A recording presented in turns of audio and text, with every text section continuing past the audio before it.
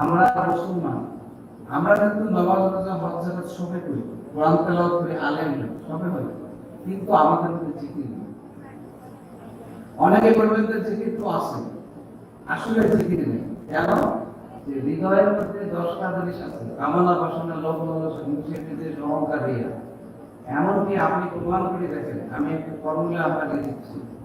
আপনি যদি নিজেকে প্রশ্ন করেন, যখন আপনি নামাজ পড়েন তখন আপনার মনটা কোথায় যায়? হাটে বাজারে গ্রামে গঞ্জে লোভ লালসা কামনা বাসনায় যদি মনে করেন হা, তাহলে মনে করবেন আপনার অন্তরে 100 ভাগের 100 ভাগ শয়তান বসে গেছে।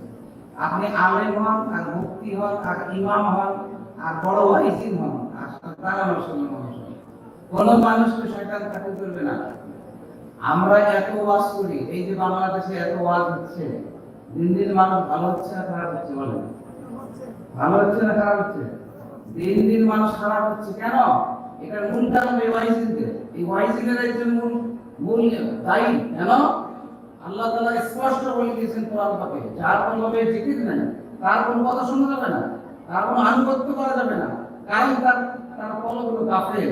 আল্লাহ ছাড়া, এই আল্লাহ ছাড়া হৃদয় ব্যক্তির যত বড় বক্তা হোক, যত কোটি মানুষ তার মাহফিলে আসুক, সব মানুষগুলো গোমরায় হয়ে যাবে। ওমান আরাদা আন যিকরি ফাইন্না লাহু মা'ইশাতান দানকা ওয়া নাহশুরুহু ইয়াওমাল কিয়ামাতি আমা। এবং ওই সমস্ত মানুষ তার কলবে জিকির না থাকার কারণে হাসরের ময়দানে সে অন্ধ হয়ে যাবে।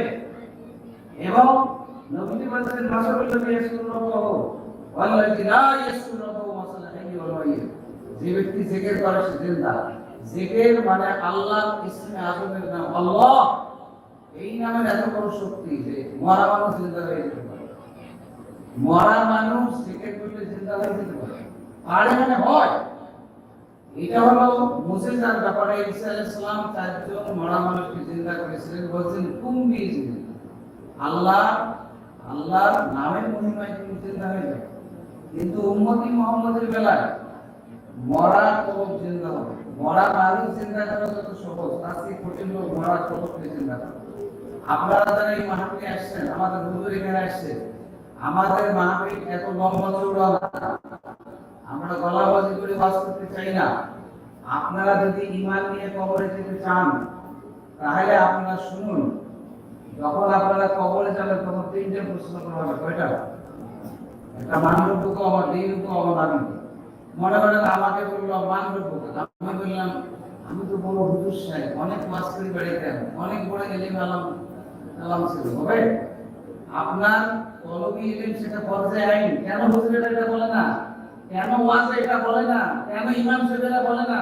কেন মুসলমানকে ধ্বংস করা হচ্ছে? মুসলমানের 1 নম্বর কাজ তার কলবে জিকির জারি করাইতে হবে। অন্তত কলবটা জারি করা ফরজে আইন। ওমান ইলমুল রজুলি আল্লাযী ইউসামা আলাইহি বিসুফিয়াতিল কিরাম। সুফিয়ে কেরামেরা যে ইলম শিক্ষা গ্রহণ করেছে, এটা কোনটা ফরজে আইন? ইন্নাল মালাইকাতা ওয়াল ওয়াল হাসাদ ওয়াল ফরজে আইন। যে ইলম দ্বারা অন্তরের লোভ লালসা কামনা বাসনা হিংসা বিদ্বেষ অহংকার দিয়ে চলে যায়, এই ইলমটা শিক্ষা করা প্রত্যেকটা নরনারীর জন্য ফরজ। তালাবুল ইলমি পরিচিত আল্লাহ কুল্লি মুসলিম। তালাবুল ইলম মানে, তালাব মানে অন্বেষণ করা, ইলম মানে আল্লাহকে পাওয়ার যে ইলম, সেটা অন্বেষণ করতে আল্লাহ বলছে। আল্লাহ কোথায় আছে? মান্না গুঞ্জাম দার জমিন ও আসমান লেকি গুঞ্জাম দার কুলুবে মুমিন। আল্লাহ আসমান জমিনে কোথাও থাকে না, কোথাও তুমি পাবে না। তুমি কোথায় পাওয়া যাবে আল্লাহ তোমাকে? আল্লাহ বলতেছেন, স্বয়ং বলতেছেন, ও মা আমি তোমার সাথে আছি। আইনা মা তুমি যেখানে থাকো, তুমি যা কিছু বলো আমি সব কিছু দেখি। তাহলে আল্লাহ তাআলা বলতেছেন, যদি তুমি আমাকে অর্জন করতে চাও তাহলে তোমার হৃদয়ের ভিতরে প্রবেশ করো। সেটার নাম প্রথম করো। আমাদের ইমাম মুজাদ্দিদ আল-কাসসানি রাহমাতুল্লাহ বলেছেন, আমার এই তরিকার 7টা কদম। প্রথম 5টা হলো কলব রুসের তবে আকবার। এই দেহের মধ্যে আছে আত্মা হওয়া এই শুধু সারাসা বিরাট। এই তাকওয়া পথের মধ্যে আছে। যদি এই কলবের মধ্যে আপনি জিকির করেন, আসকুরুকুম, আল্লাহ তাআলা বলেন যদি কলবে জিকির করো, এই শব্দটা আল্লাহর আরশের অনেক উপরে শুরু হয়। তার কারণ কি? পৃথিবীতে যত ওলি আল্লাহ আসছেন, যত নবী আসছেন, তারা এই কারণে ইসলামে বাতিলা দাওয়াত করেছেন। কিন্তু আমরা বর্তমান জামানায় হুজুরের কাছে কথা বলছি। উল্টা তো দূরের কথা, যারা এই কলমে ইলমের দাওয়াত দিচ্ছে তাদের মাথা পর্যন্ত বাড়ি দিচ্ছে। ঠিক না? মাথা ভাঙে দিচ্ছি না। একটা কুকুর তো একটা মরা প্রাণী গাছ যদি কবর নিচে ঢেকে রাখে তা কুকুরে তো তুলবে না, কিন্তু এই লোকগুলো যারা মানুষের কবর ভেঙে ফেলে এরা হলো কুকুর। বালহুম আদম ওয়ালাই হুমুল গাফিল। এই লোকগুলা, এই দলের লোকগুলা চতুষ্পদ জানোয়ার চেয়ে নিকৃষ্ট দুনিয়ার মধ্যে, ঠিক না বেটাই? এই জন্য এদের ইসলাম নেই, এদের দ্বীন নেই, এদের ঈমান নেই। এদের মূল মাকসুদ হলো গদিতে বসা, চেহারা বসা।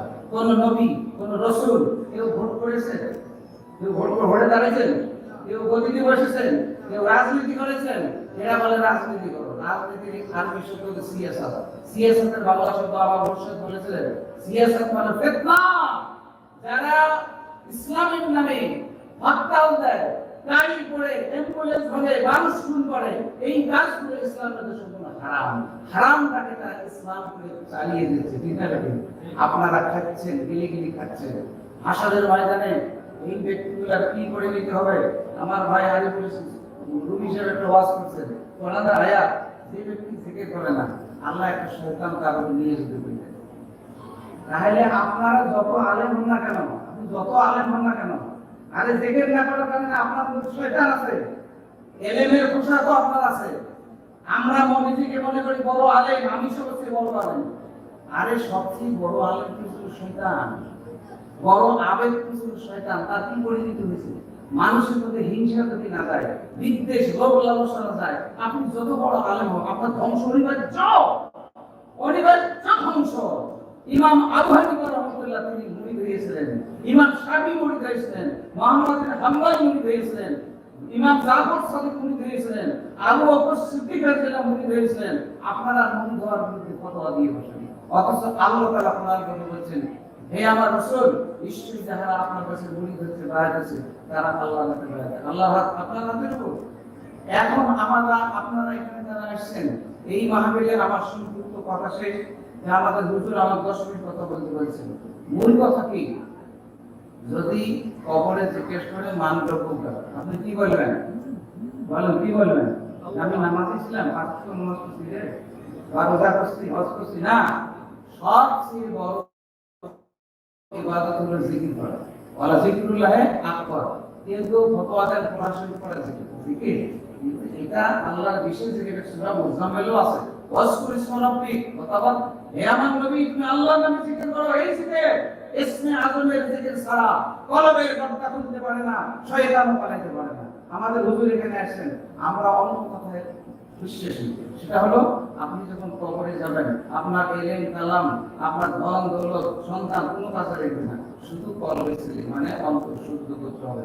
এই কথা আল্লাহ কোরআন বলছেন, সোজা কথা, তুমি যদি অন্তর শুদ্ধ করে আসো তাহলে তুমি নাজাত পাবে। কারণ বেহেশতের মধ্যে হিংসা, বিদ্বেষ, লোভ লালসা, নাপাক জিনিস নেই। ওইগুলো এই দুনিয়াতে পরিষ্কার করে ফেলতে হবে, নাহলে দোজখে যেতে হবে। দোজখে কঠিন হাদিস না, আমার সম্পূর্ণ হাদিস সহিহ। আমি সাইয়েদিন বলে আনাদের জন্য কালা ইয়াকুল জান্নাত জান্নাত আহলুনার সুমিয়া বলুল্লাহ ফাতুন কাম কামিস বিসল আবাদ জান খাতাল ঈমান। ঈমান কলবের মধ্যে থাকে। এই এমন এক ব্যক্তিকে দোজখের মধ্যে ফেলে দেওয়া হবে, দোজখে চলতে যখন ঈমানটা বাহির হবে তখন তাকে বেহেশতে দেওয়া হবে। তাহলে ভাই বলেন যে ঈমান কোথায় থাকে? জোরে বলেন কোথায় থাকে? জোরে বলেন কোথায় থাকে?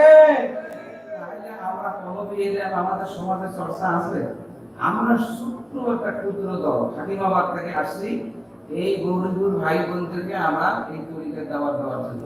যে বহু ওয়াজ শুনছেন, এত ওয়াজ শোনার দরকার নেই, বহু ক্লান্ত হয়ে গেছেন, ক্লান্তি বাদ দেন, তরিকা গ্রহণ করেন, মুরিদ হন, জিকির করেন, মনের থেকে হিংসা, বিদ্বেষ, লোভ লালসা সব দূর হয়ে যাবে। সুবহানাল্লাহ। এখন কি এই মুরিদটা হওয়ার দরকার আছে না? নাই? বলেন আছে? যদি বলে মুরিদ জিহাদ জিহাদ জিহাদ চাই, লাগলে জিহাদ আমি নাই। জিহাদ ঠিকই আছে, কিন্তু যখন জিহাদ লাগি গেল তখন আমি পালাবো, ঠিক আছে? বড় জিহাদ কোনটা বলেন তো? বড় জিহাদ কোনটা? জিহাদুল হাওয়া, জিহাদুল আকবার। আরে অস্ত্র দিয়ে জিহাদ করছে, কলমের চেয়ে জিহাদ বড়। কেন? খাজা মাইনুদ্দিন চিশতি রাহমাতুল্লাহ অস্ত্র নিয়ে আসেন নাই, বিনা অস্ত্রে 90 লক্ষ বিধর্মী মুসলমান হয়েছে, মানে নাই?